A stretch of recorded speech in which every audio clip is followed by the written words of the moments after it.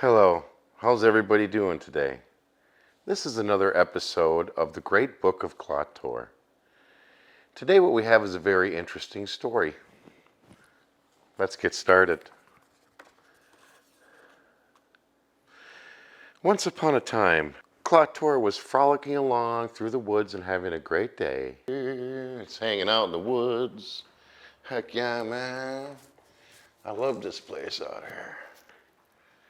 Oh yeah, man. Just walking in the woods, taking it easy. And all of a sudden, he just fell through the portal little thing in the hole. And then, out of nowhere, he arrives in a mysterious land where there is a giant bird ready to destroy him. Little did he know that particular bird breathed fire.